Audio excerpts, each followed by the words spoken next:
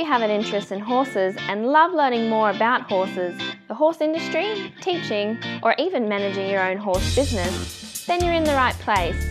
We would love you to join us on our mission, which is to improve the lives of horses around the world through the education of riders, handlers, and trainers. So get comfortable, listen in, and enjoy. Today I'd like to introduce George Sanna. George is a level 3 show jumping specialist coach. He's also a dual Olympian, has ridden in 3 World Cup finals in the World Equestrian Games. How are you today, George? I'm really well, thanks. Great. George, I'm going to start off by asking you your favourite inspirational quote. Well, I'm sort of known as a coach to have a view. It's not really inspirational. It's just it's a quote that I use when I'm teaching. Mm-hmm. It's not really inspirational. I don't have any inspirational quotes, but one that I use a lot when I'm teaching. I often say, you shouldn't be surprised by something that's always going to happen. Okay. If you're going too fast, your horse is going to get flat. If you're going too slow, he's not going to jump the ox. If you jump big into a line, it's going to ride short. If you jump backwards into a line, it's going to ride long. So you know that. So don't be surprised when it happens. Then you haven't done anything about it. All right. It's not really inspirational, but it's just a bit of a teaching quote, and a lot of people throw it back at me occasionally. Okay. So I'm going to throw it back at you now. Did someone tell it to you? Did you use that to learn by? No, that's my invention. Okay, so you just have seen it again and again, so it saves explaining. Yep. Okay. Yeah, when you teach people and they get to a certain level, and they're not beginners anymore, then when they do something dumb, I pull it out. You say, well, what else is going to happen? If they're learners, obviously they don't know that it's going to happen because they haven't got that experience. But once they get to a certain point, if there's a 4-stride line there and you come booming in with a big bold canter and you jump and you stand off it, then clearly it's going to ride like 3.5, not like 4. You know what I mean? Sure. So that sort of stuff. So that I sort of pull that out a bit. Okay. Makes people come in and think a bit more, I think, in preparation. Exactly. You've got to think ahead. Yep. All right, George, you've come from a horse family, haven't you? Your father, is that right? Yeah. My father was Hungarian, and he before the Second World War, he was sort of in the Hungarian cavalry. Not that they were charging at the tanks, but it was sort of like what sort of the landed gentry did a bit. And he was attached, but just before the war, to the Spanish riding school, which in those days had 2 divisions, had one in Budapest and one in Vienna. And he rode at the Olympics in 1936 in 3-day eventing. Yep. So you had a fairly early interest. Do you remember your first time you rode, or was it too early? Well, I didn't start very early, even though when my parents immigrated to Australia, they ended up in Perth, and I grew up in Perth until I was about 12. And Dad sort of got involved in the horse industry over there. You can imagine in the 50s it was pretty basic. But I had no interest at all in riding when I was a kid. You know what I mean? I loved cricket and football, and my brother was 8 years older than I was, but he was really into it, and Dad was teaching him, and they couldn't get me near a horse. I wasn't interested at all. And it's only when we shifted to Dad wanted to move to Melbourne because the equestrian scene was a whole lot more active and vibrant and more advanced, and he wanted to be a part of that. So we moved when I was 12, that was in 64, to Victoria. And I don't know why. I think it was just, breaking into a new school, because I'd been captain of the football team and cricket team, and all of a sudden you've got to start from the bottom.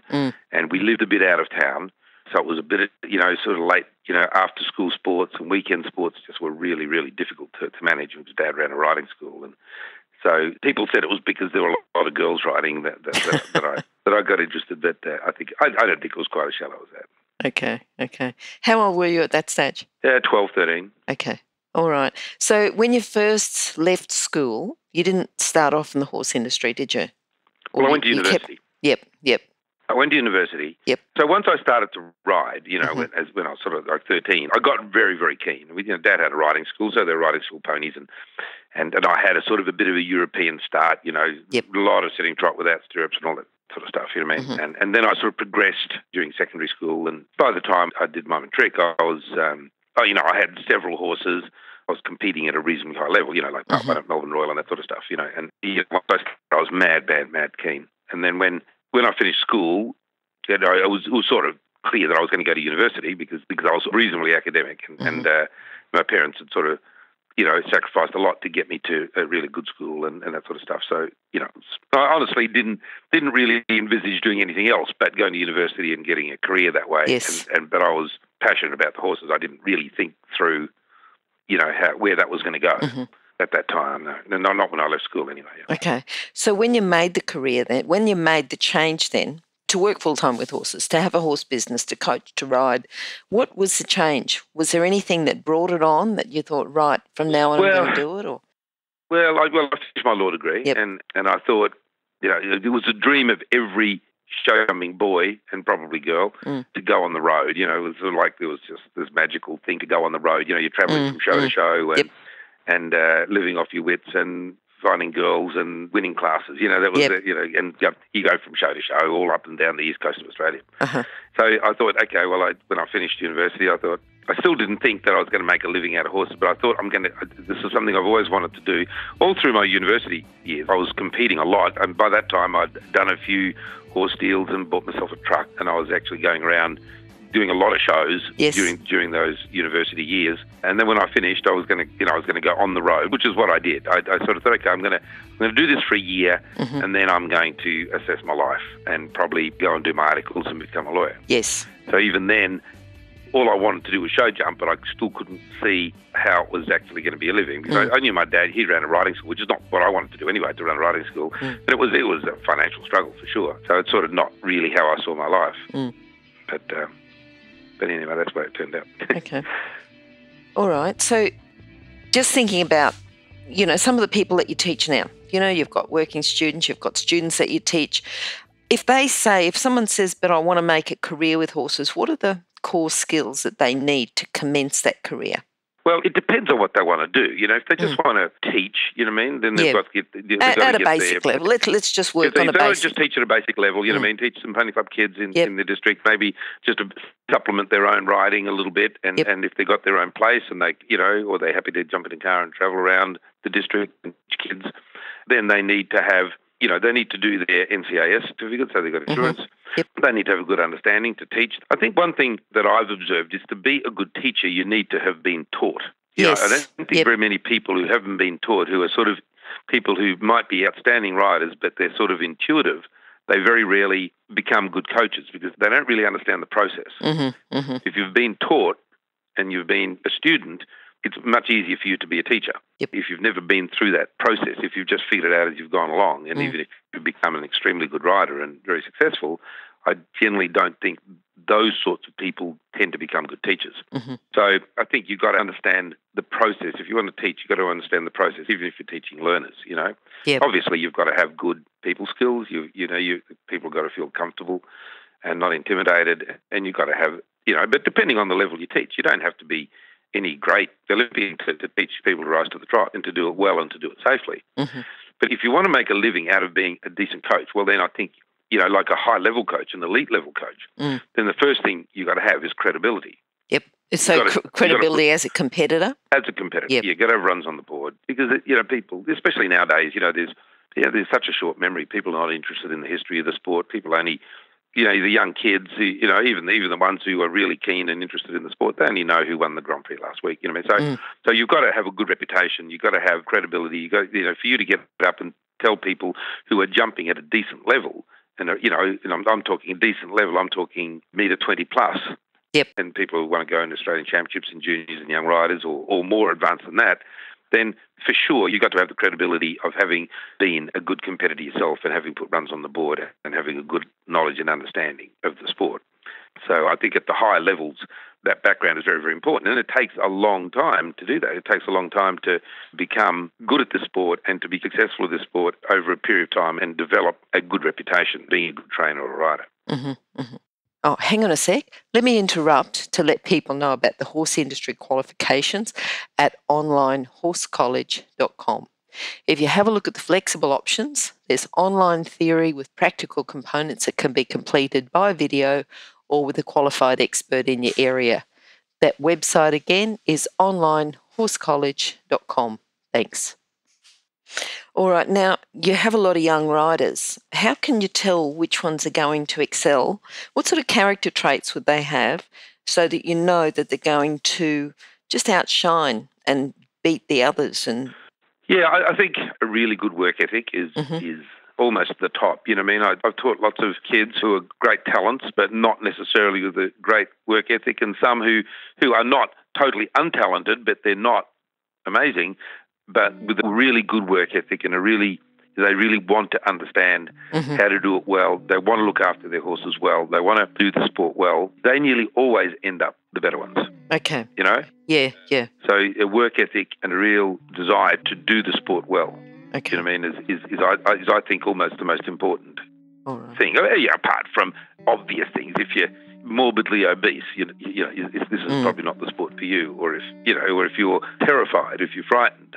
Yep. But when I teach a lot of kids, the boys tend to be sort of a little bit sort of dumb brave, whereas girls tend to be at the beginning more cautious, and their bravery and their confidence comes from actually understanding the process and being able to master the process.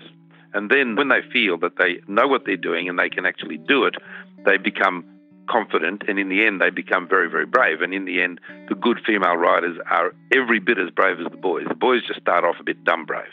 The girls find their way. So I think in many ways you teach boys and girls a little differently. You know what I mean? I think girls need to be slightly encouraged, and you really need to explain stuff to them so that they understand and they feel they can do that. Whereas boys, sometimes they need to be knocked on the head a little bit, and they're just a little bit instant gratification. All they want to do is jump the jumps. They're not terribly interested in how to ride the horses on the flat. The good ones are, of course. Yep. So if you've got a rider that just wants to go, faster, higher, who've got a talented horse, but aren't sitting to the horse well, aren't going well, how are you going to, what sort of, you tell me, what technique would you use? Well, when they come to a coach like me, they sort of know what to expect. They know what I'm going to be emphasising and what I'm going to be teaching them. Yep. So they've already got their head slightly in that direction. The sort of rider that you're describing, you see less now than 20 years ago, because people now are generally much more training oriented. They're often urban-based and not rural-based. Yep. So what you're describing is a little bit like the kids from the country who didn't have a lot of training, but plenty of gung-ho, and all they want to do is go out there and win stuff. And so it's still out there, and I still in many ways really love that. If you can get a kid with that sort of competitive drive and, really wanting to be competitive, and they've got a lot of good instincts about the way they ride. Often these are kids that have fanged around as juniors out at country shows, and they've got a lot of miles. They're probably, almost born on a horse, and they've got a lot of miles under the clock.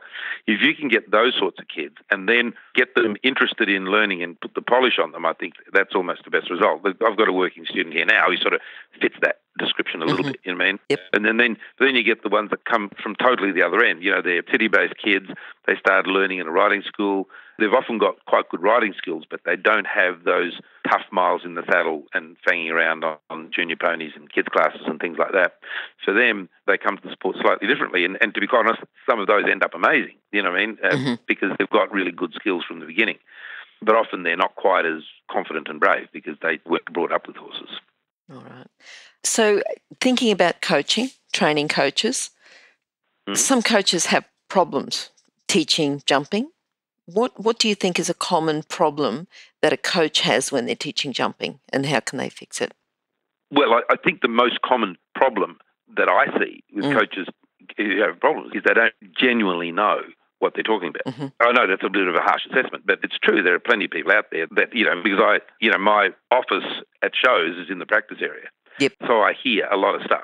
Most people nowadays have a coach, except for the very advanced, experienced riders who are probably themselves coaches and they don't need coaching so much. But, you hear a lot of stuff and you just raise your eyebrows and roll your eyes because they don't really know what they're talking about. They're misinformed. And I'm not talking about the parents who are getting in there and trying to help their kids. You don't expect them to necessarily just putting the fences up, and they sometimes feel brave enough to make a comment. But there's a lot of people out there, But I think it's fair to say that in Australia, we're actually really blessed with a lot of very decent coaches, because it's one of the few countries in the world where, because the sport is not big enough and the prize money's not enough, that you can actually just rely on competing horses. So all the top riders, and we're talking about people with 30, 40 years of experience and a bunch of Olympics and World Championships behind them, nearly all of the top riders coach as well.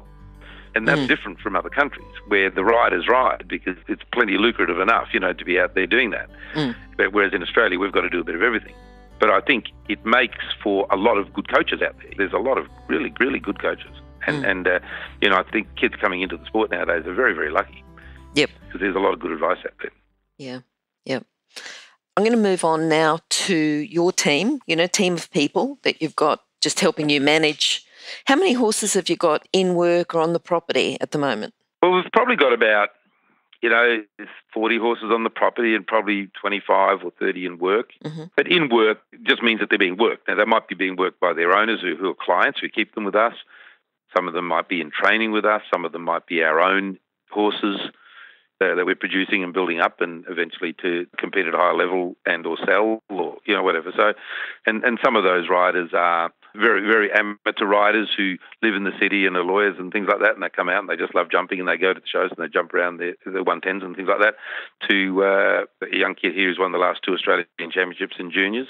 Mm-hmm. And then much more advanced, my working student, she ran second in the World Cup at Tamworth last week. So there's a lot of different levels and a lot of different purchasing power horses and people who are able to devote time or money or energy to it varies a lot, but it's a good group of people, and it's been fairly stable core group of clients for a long time, and then there are people who just drift in and out, have a lesson once a week, and I sometimes see them at the shows. And what about the staff? Tell me a bit about the jobs that they do. Well, okay, I guess my highest level employee is a girl called Amber Fuller. Yep. I say she's a girl. She's not a girl. And she's been sort of with me in one way or another for, 25-odd years. Mm-hmm. She came as a kid, as a student, and then she became a working student, and then she became a client again when she was at university. And I've sort of coached her that whole time. And then she came back as a paid staff member, and then she went off to England for a couple of years, and then came back as a staff member for a while, then went to America for a year or two. But basically, apart from the odd year or two that she's been away, she's been here for about 25 years, and she's a very smart girl. She's got a law degree, psychology degree, been in and around horses since she was a baby, and has competed at World Cups. She's produced a lot of horses. She can back me up in a lot of different ways, because I've recently stopped riding. I'm 65, and it gets to the point where my body was just not, you get sort of, I haven't had any shocking injuries, but I have had 4 back operations, and I've, smashed my shoulders around a little bit. It just gets to the point where I just don't enjoy it. It's just too painful. Mm-hmm. So I sort of came to that conclusion about 2 or 3 years ago. So I've stopped riding. Okay. Amber used to do all the secondary riding to me. She can back up teaching the clients. The clients have all got a massive amount of respect for her. She does all the riding. There are days when she'd ride 10, 12 horses.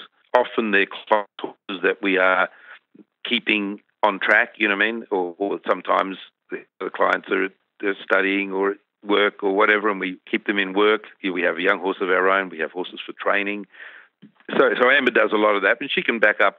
She, as I say, she used to be the backup rider. Now she's the main rider. She can back up with a little bit of teaching. She can drive the truck.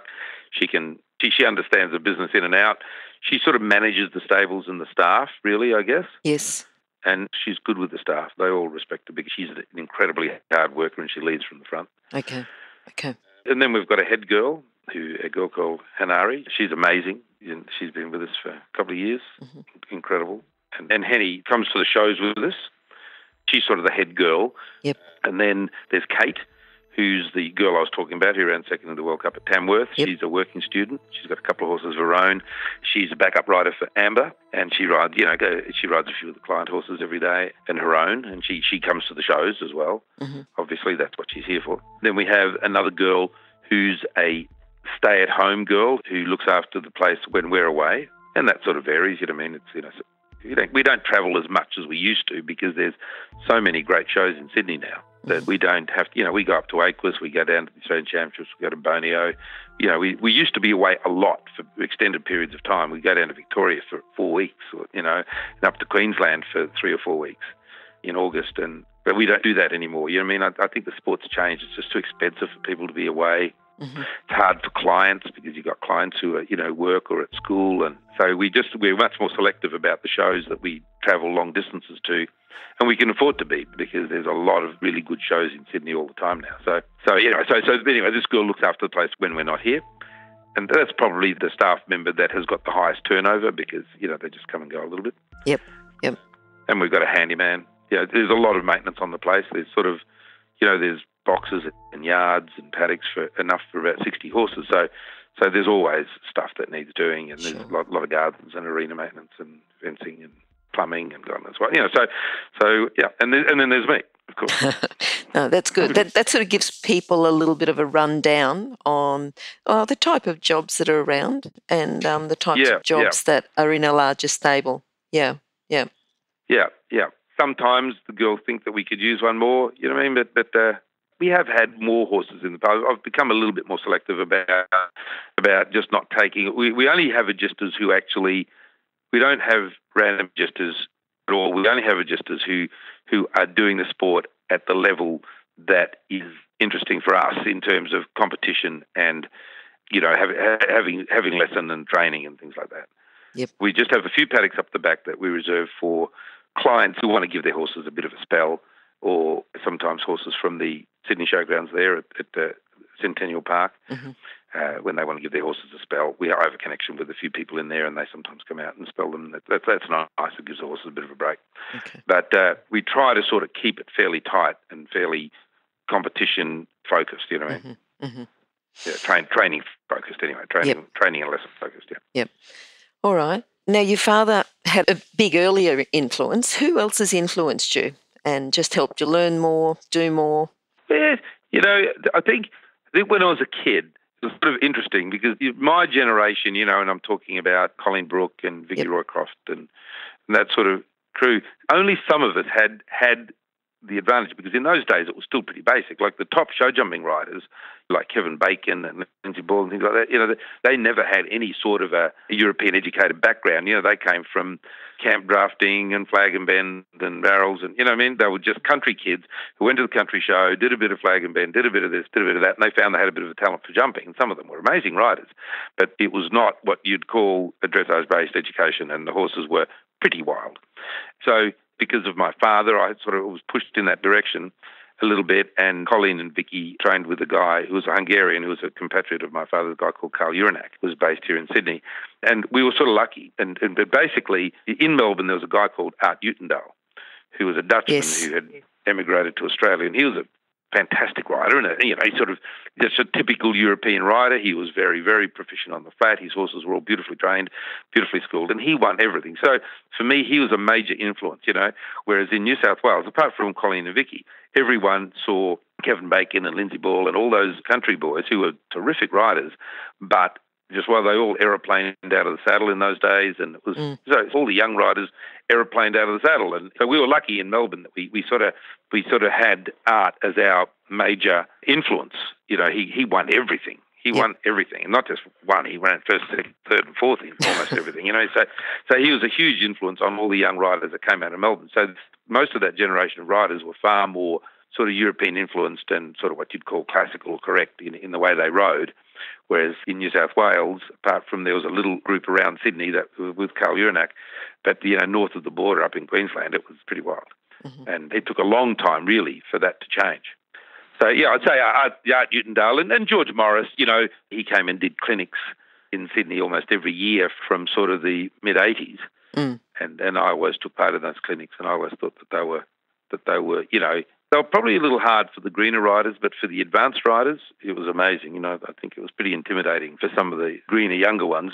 But for those of us who were already jumping at a very high level and, sort of around Olympics and that sort of stuff, he was terrific. He really kept reminding you about good basic stuff that still had to be done correctly, Mm-hmm.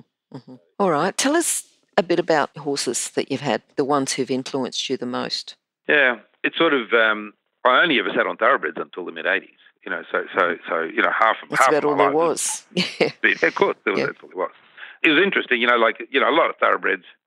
So I started riding in the mid-'60s, early mid-'60s, and had thoroughbreds, and but didn't have any money to spend any money on horses, and so they came out of the sale yards or out of the tried stock sales and that sort of stuff. So there were all sorts of things, and we tried to educate them, but it was I wasn't very good at it, even though I did quite a lot of eventing, and I was probably a little bit more dressage based than most people. They were not always easy to educate, and they sort of jumped in their own way. And I remember it was some years after I had already been jumping Grand Prix, and I was jumping in Part 1 at Melbourne Royal anyway, when I was younger. And a client came to my father with a horse that was stopping with a girl or something like that, and Dad asked me to take it on and to do a little bit with it. It wasn't a thoroughbred. It was sort of like, it was a lovely type of horse. You'd look at it today and say it's just a really lovely model, lovely warm blood model. But there were no warm bloods around then. I think he had a little bit of cold blood in him, a little bit of thoroughbred in him. He was just a lovely, lovely type. He wasn't a superstar. He was never going to go to the Olympics or anything like that. But that horse, more than any other that I'd ever ridden, actually jumped in the most beautiful way. He jumped with a lovely shape. He travelled nicely.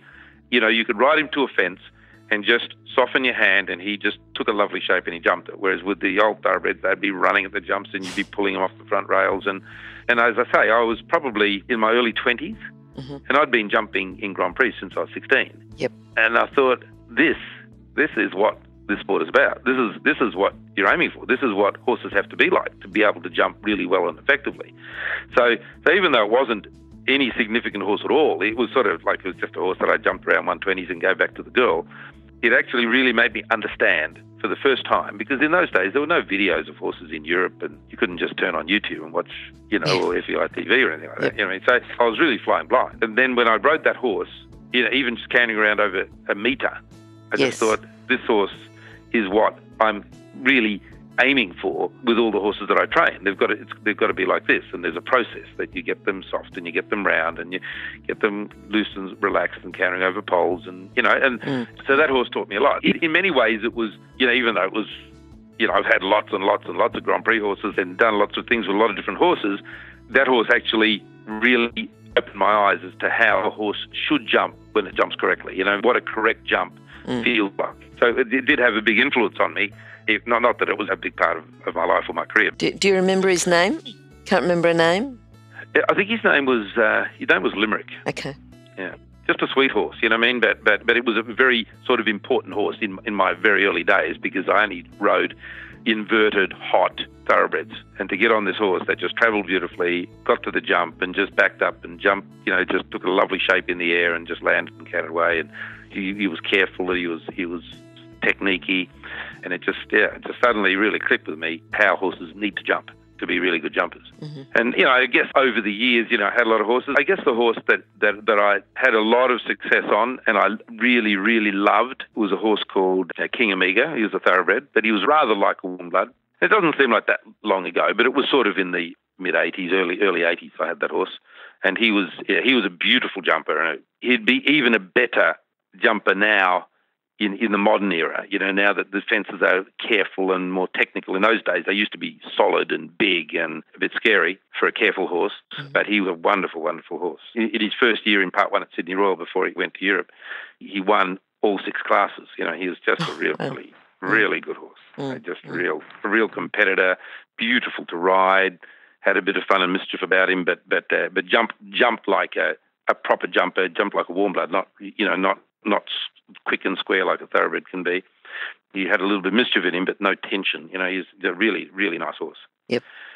And I'm still a fan of the thoroughbreds. Not that I go out searching for them, but if one comes my way and it's a nice thoroughbred, I'd still really, really love them. You know what I mean? All right.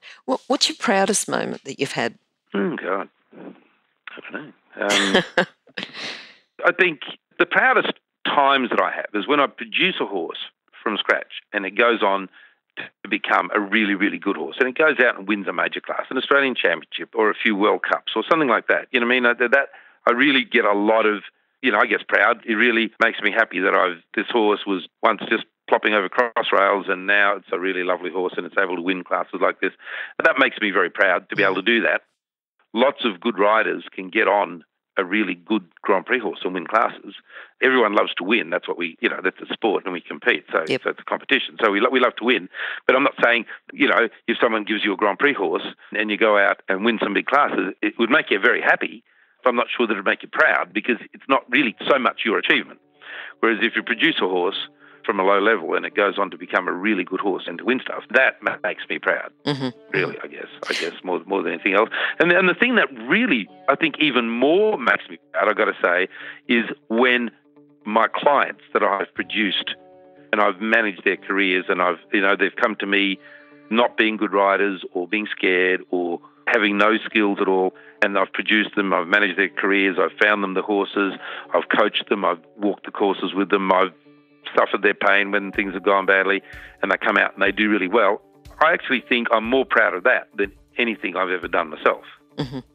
As a coach, I get a lot of pride in my students that I've had a big hand in getting major success. That makes me very proud too. Yep. All right. So we talked about what you look at from riders, having something that makes them shine away from everyone else. What about a horse? If you're looking, like you said, producing a horse from scratch, what are you looking for in a jumping horse? Well, I think jumping ability. They've got to produce a bit of power off the floor. They've got to have, the horses can have all these qualities in slightly different measures, which can make them still very good. A horse, if it really wants to be careful, it's got a lot of power, then he can maybe get away with that technique flaw. If it's a little slow in front, provided it's well ridden, he can still be a very, very good horse. If a horse has got great technique, maybe he can be a little less rideable than some, because they're so good when they get to the jump. Mm-hmm. If they're really sharp and alert and techniquey and on the job, and they're a little bit wild and a little bit wrangly to ride, they'll probably still be very, very good horses. So there's a certain amount of quality. They've got to be brave. They've got to be careful. They've got to be scopy. This is to be at a high level. Yep. And they've got to have good technique and rideable. So those sorts of things can come in slightly different ratios with each of those qualities, and they can still be a very good horse. If you get a horse with all of those qualities, you've got a very, very, very good horse. But most horses have got some qualities in greater parts than others. Yep. Just going back to the riders again, you've ridden and competed quite a lot. And you do, that's your office to watch other riders. What sort of silly competition mistakes do you see that just from lack of knowledge that people make?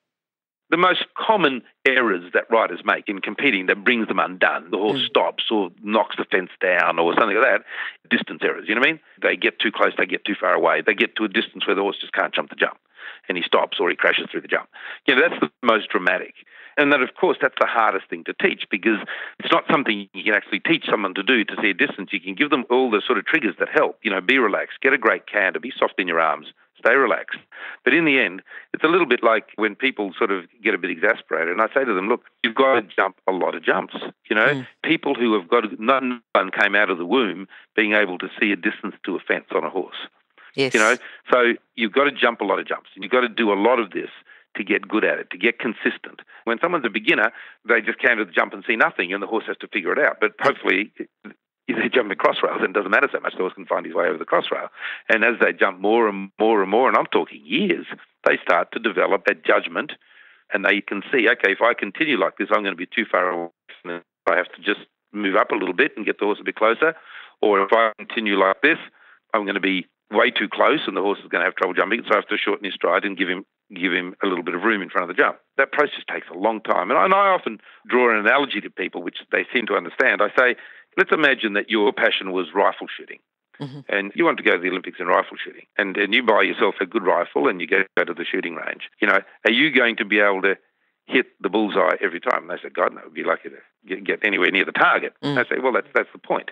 And I, as your rifle shooting coach, I can't teach you to hit the bullseye. What I can teach you to do is how to hold the gun, how to breathe, how to sight it, how to relax, how to gently squeeze the trigger and not jerk the trigger. I can teach you all of those things. And once I teach you those things, you're going to have the tools in place to hit the bullseye once you've shot 100,000 rounds, and you get better and better and better at it. But that judgment is something that is within you. I can only teach you the technical aspects of it. The actual judgment is something that you have to do by doing it. And that's what I say to people about judgment, because of course getting bad distance is what in the sport we call them misses. Missing is the thing that people come out of the rounds and burst into tears over, and because they've just totally cocked it up, and the horse has stopped and pitched them over the jump, and because they had a really bad distance. And I can just say, okay, what contributed to that? Because you normally don't miss. You're at the stage now, you're jumping metre 30 and you don't miss, you don't get to jumping metre 30 by missing all the time. But, what contributed to that is you came into that line, it was a steady 4, you jumped in with a really big canter, you made no effort to shorten the horse, and he got down there in 3.5. You couldn't jump it. Or you jumped that fence back there and you didn't get him back and get him balanced, then you had this crazy long distance. And so there's normally a reason, but in the end, it comes down to the judgment. And that takes a lot of time to acquire. And no one, the best riders in the world every now and again make mistakes. They don't make them very often. They probably make them more when they're under massive pressure against the clock and they're trying to turn up on a dime and find a distance from nowhere. But everyone makes mistakes. But as you get more proficient at the sport and as your eye develops and as you get more consistent, you make less and less. And that's when you're ready to start jumping bigger tracks and end up jumping Grand Prix tracks. And while you make one significant distance error every 2 or 3 jumps, then you need to be jumping under a metre. You know what I mean? Because no horse will keep going like that. Yes. So that's the obvious one, but then there are a lot of technical things. In Australia, one of the major ones you see rarely is what we call throwing their body. So when the horse leaves the ground, instead of just staying balanced and just following the jump and staying in a neutral position, they launch their body up the horse's neck. Mm-hmm. So suddenly the balance has changed. The horse sort of gets quick and it gets low in front and it has fences down. And, so if you're talking, just a silly thing that people do, it's quite fixable. But a lot of people are unaware of it, or their coaches don't tell them about it, or it's just a habit they can't break or whatever because they did it as a kid and it's a bit hard to, and it's one of the things that I'm always onto people about, about not doing that because it's an unnecessary way to knock a fence down because they've actually ridden to the fence pretty well. They've got a good distance. The horse wants to jump the jump and they just launch their body up its neck and the horse loses its balance and tips the fence down, so there are many, many, many ways. No. It's a very difficult sport. There are so many ways to cock it up. And that's why it's such a buzz when you do it well. That's why people get so sort of hooked on it because it is difficult. Yes. Yeah. Okay. What about a book? Have you got a book that you could recommend for our listeners? I'm not sort of a bookie person. I think that George Morris's 100-seat Equitation still is probably the tome for the sport. I think it says it all. I think it's a very well-written book and George is a very clever guy and he's a good communicator and it's full of really good basic equitation and riding knowledge. So I think that's as good as any. I think there are some good training articles around, but generally the people who read these things are people with not a lot of knowledge or understanding and they're looking for some pearl of wisdom that really can only come from getting out there and doing it. And, I see a lot of people read stuff that don't really know where it fits into the overall scheme of things, because they don't really have any point of reference to this. If a trainer says something about training a horse or whatever, and often the real amateurs and the novices, they actually don't get useful advice out of it. They actually get confused, with a lot of books and training articles because they have so little knowledge of their own to actually put something into context. Okay.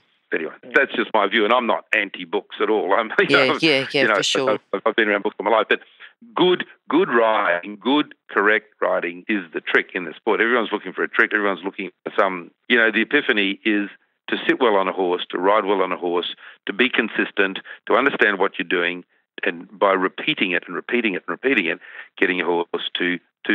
That's how we train horses, by repeating the exercise so that the horse assimilates it and understands and he starts to go that way. If your horse lands and he wants to tank off after the jump, well, you just land and you slow down and you land and you slow down and you do that in a way that is as strong as it needs to be but as soft as it can be. And you just keep doing it and doing it and doing it. If that horse has had a habit of landing and tanking off because the previous rider just let it, then it's going to take a little while for you to change what it does because it's been trained to do something different. So you've got to retrain it. So you got to ride it well. You've got to be clear about what you want it to do, and you've got to keep doing it and doing it and doing it until the horse says, "Okay, I know what you want now," and it lands and canters away and doesn't run away. You know what I mean? So it's good riding is the secret in the sport. Yes. It's not a big secret. Yep. All right. So you've talked about you're not riding, competing anymore. What does your future hold? What do you plan? What do you got planned over the next few years? Oh, well, I love my life. It's varied. Like going back 6 weeks, we went down to Borneo. We went to the Australian Championships with a whole bunch of clients and horses. We had generally great success. One of our people won one of the 3 Australian Championships that are available, and another one ran second in the other one. And so we had generally had a good show. We took young horses. We produced the horses. We did that. I came home. I went to Europe with a client to buy a couple of horses. Came back, went to Tamworth, working student. My day consists of teaching most days. Yes. So I get up in the morning and teach for a good deal of the day and then run the place, do a bit of stuff around the place when I've got time to do that, and drive the truck to the shows, my life's great. I mean, I'm involved in even though I don't ride anymore. I'm 65. How many sports can you do past, Not many. 40 or 50, let alone, I won the Australian Championships when I was 59, and so we're lucky to be in a sport where you do have longevity, but one day, sooner or later, you just got to stop. So yep. I don't miss it a lot. Every now and again, I want to get on a horse and show someone something, or to get a point across, which used to be a feature of my teaching my whole life, which I don't do anymore because I can't. I'm not even dressed for it anymore. So in that respect, I miss a little bit that, but at the same time, I don't really miss riding on a daily basis. The last few years was sort of painful, and as much as I love jumping and competing, I don't miss it that much. Okay. But I do enjoy teaching, and as I said before, I get a lot of joy when the people I teach do well, and you feel that you were responsible for putting that whole effort together. Yes. That makes me really happy. I've got a nice place. I enjoy living here, and life's fun. How long I keep doing it for, once again, I'm sort of lucky. You can ride until you're 60. You can teach until you're 80 if you want. If you feel you want to, and I can see myself maybe sometime in the future getting a much smaller place, or maybe even not having a place and just doing very selected teaching, or maybe not at all, but maybe investing in a couple of horses and placing them with good riders. So I have that interest and have the financial interest, because that's what I've done all my life, produced and sold horses. And that's, I don't have a place like I have because I was earning $80 an hour teaching, because that's not very lucrative. So, every now and again, you've got to, every rider's had a couple of valuable horses that they've had to sell or wanted to sell that has actually kicked them financially, and maybe got a deposit together to buy their first property or something like that. So in this country, unless you're independently wealthy or have a different income, selling horses is very much a part of the agenda that keeps you in the sport. So every now and again, you've got to sell one that you'd love to have kept. But that's, I've done that all my life, and I would see myself doing that in the future. Just maybe just investing in 2 or 3 horses and placing them with someone or someone's. In the foreseeable future, what I do is not especially taxing, and I get up and teach, and keeps my mind going, keeps me active, keeps me thinking, keeps me involved. And so far, we're doing it really successfully. We're producing a lot of good riders, and it's lots of fun. Good. Before we finish, can you sum up your philosophy into a lesson? Just something that people can take away, think about, and learn from the interview. I'm not sure I'll take it from 2 different points of view. I'll start with saying, for people who want to progress in the sport and they want some advice on how to progress, my answer is learn. Get every opportunity to be coached well. It's not an easy sport to find your own way in, you know what I mean? So whatever you can afford, you know what I mean? If you don't have a lot of money to spend, join a group of other guys and try and get to a good coach as a group, and it only costs you $20 or $30 each or something like that, you know what I mean? Never miss an opportunity to learn, because in the end, and this is what I said before, in the end, the people who ride well are the people who do well. You know what I mean? So learning to ride well, which is a whole lot easier when you're young than when you're older, to actually get good riding skills. Learn to sit on a horse well, and then the lesson is to do things correctly and to do them, repetitiously. So your horse, that's how we train horses. We ask them to do things correctly and we keep repeating. So in the end, the only way they know how to do things is to do them correctly. And it's the same with the rider. If you get good riding skills and good riding habits, and you sit well on a horse, and you sit well on a horse when it jumps the jump, then it's just as easy to learn to do things correctly as it is to learn incorrectly. And that's where a good coach makes a big difference, because they can put you on a path where you have good riding skills, and that's the only way you know how to ride, and that's correctly. It's just as easy to ride correctly as badly. In fact, it's a whole lot easier. If you can't hold a mirror to yourself and see what you're doing, you might imagine that you look like Easy Madden on a horse, but in fact, you look terrible, you know what I mean? So you've got to take every opportunity to get coaching.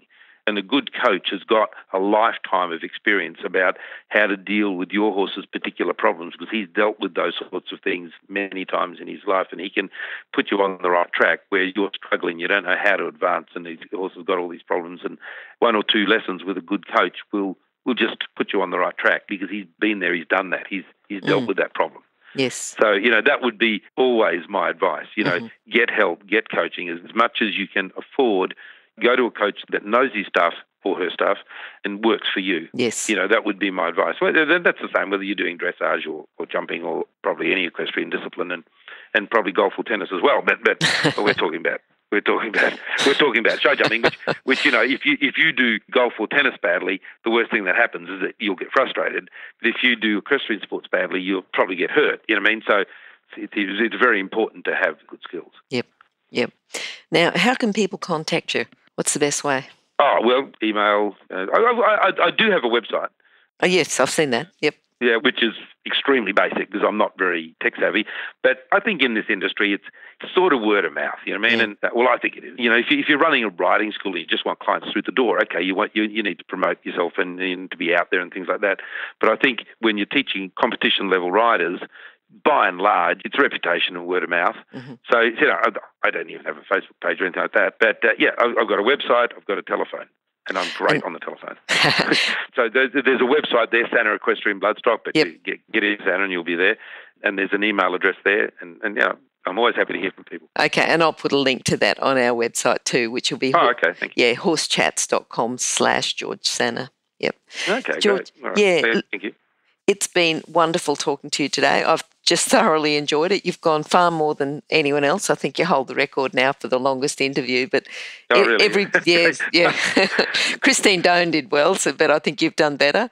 How is Christine? I haven't seen her for years. Yeah, good. Is she still up at Atherton or something? She is. She is, and loving it. Okay, Yeah. Yeah. Okay. Yeah. Just going. She came to one Olympic team I was on. She was our dressage representative. Yeah. Yes. No, we talked about that at the interview. It was very good.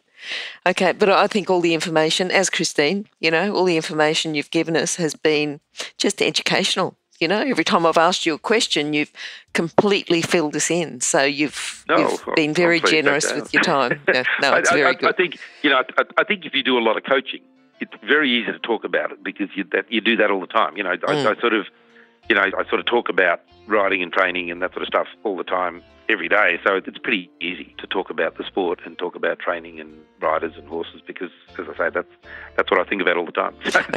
And stream of consciousness. Well, I think you come in from one point of view and then keep going and go in from another point of view. Just to explain it in a few different ways. Right. Yeah, right. All right, well, I'm going to say goodbye and thanks very much for the interview today. And I'll put the contact details on the website, okay? Okay, thank you. Okay, thanks a lot. Bye. Okay, bye. Oh, wait, before you go, if you're an equestrian coach or a horse riding instructor, or even if you aspire to be one, have a look at the free video series for horse riding instructors on the Horse Chats website. Go there now, have a look, horsechats.com. Remember that our comments and instructions are general in nature and do not take into consideration your individual horses or your individual ability and circumstances. If you enjoyed this podcast, then please leave your comment below.